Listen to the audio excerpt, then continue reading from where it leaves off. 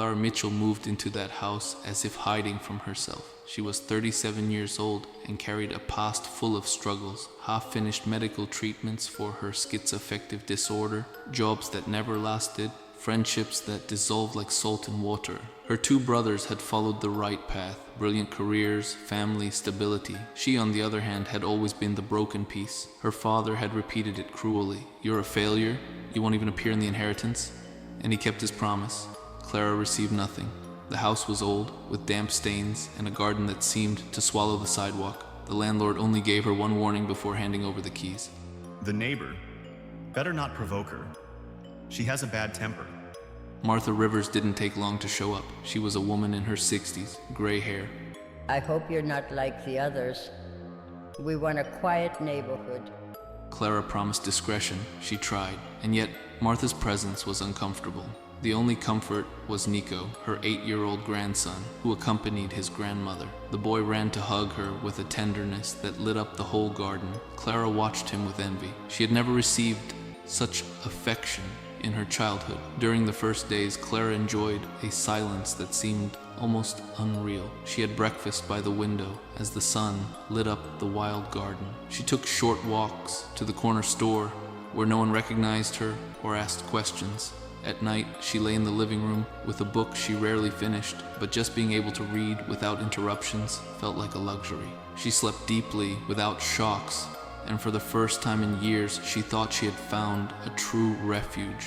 However, one night at 3:17 a.m., the landline rang. Clara, still drowsy, picked up, "Who is this?"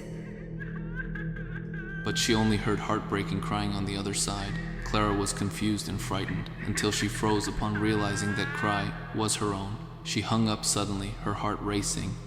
The next day passed with a strange feeling, as if the air was heavier than usual. At breakfast, she opened the small cabinet where she kept the pills her doctor had prescribed to stay balanced. She went for a walk around the neighborhood to clear her head. The whole place was quiet and friendly. She saw Martha playing with her grandson, thinking about how well she cared for him. Yet she couldn't stop thinking about that cry. That night, she went to bed early, convinced the phone call had been just a bad dream. But that night, at the same time, it rang again. This time, between sobs, the voice whispered, "Don't open the door."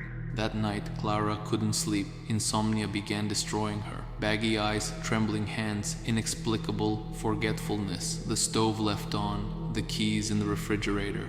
She couldn't stop staring at every door in the house. That afternoon, desperate for answers, she called the phone company, asking about the calls, but "We have no record of those calls, ma'am. Maybe it's spam." Martha noticed. One night she confronted Clara in the garden. Do you talk to yourself at night? My grandson gets scared by the voices. Clara mumbled an excuse, but from that moment she felt Martha's relentless watch. During the week, the calls kept coming. Clara felt terrified. Her anxiety disorder mixed with her curiosity, and she kept answering every night. Saturday brought the 7th call. The phone rang violently. Clara answered with a trembling voice. This time it wasn't crying, but a dry order. "Open the door, or you'll die." At that moment, heavy knocks rattled the entrance. Clara, trembling, approached the people. Outside, there was no one. She held her breath, thinking maybe her mind was playing a cruel trick, and precisely because of that, she decided to open the door, convinced it had all been a delusion. The door barely moved when a figure burst in from the shadows, a pale, decomposed face, identical to her father's, alive, but in a state of putrefaction, as if the grave had spat him back out. The rest was a whirlwind. The man entered like a shadow, breathing rot. Clara ran to the kitchen, grabbed a knife, ready to confront that strange figure. She struggled with him amid screams and blows. There were cuts, blood, a spasm of madness. Clara felt her vision fading during the fight, but she managed to finish off that strange monster as she herself collapsed unconscious. When she woke up, she was on the floor, covered in wounds, the knife in her hand. In front of her, a lifeless body. It wasn't her father. It was Martha. Clara screamed until her voice broke. The neighbors, alerted by the constant sobs and previous screams, had called the police. In minutes, the house filled with sirens and blue lights. The scene was clear to everyone. Clara, with a medical history, had murdered her neighbor. The officers found boxes of prescriptions, crumpled medical reports, and bottles of pills left untaken. Everything fit the profile of a woman on the verge of collapse. When they tried to lift her, Clara struggled, covered in blood and with a broken voice. The police held her by the arms while she kicked, begging someone to listen. The neighbors crowded in front of the house, some crying, others hurling insults. A woman pointed at her angrily and said, She killed Martha, poor Martha, always caring for her grandson. Nico cried endlessly, sad and terrified by the situation. His mother held him tightly as Clara was dragged to the patrol car with wild eyes, screaming she was innocent, while the crowd cursed her like a monster. After the arrest, Clara was admitted to a psychiatric hospital.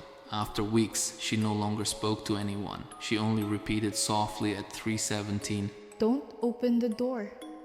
Don't open the door." Everyone concluded that Clara suffered from schizoaffective disorder that had led her to confuse reality with her own hallucinations. However, days later, a technician rechecked the phone line. He discovered something disturbing. 7 calls logged, all at 3:17, all coming from an abandoned public phone booth on the outskirts of the city. That same night, a police officer from the case remembered a detail he had never mentioned in his report.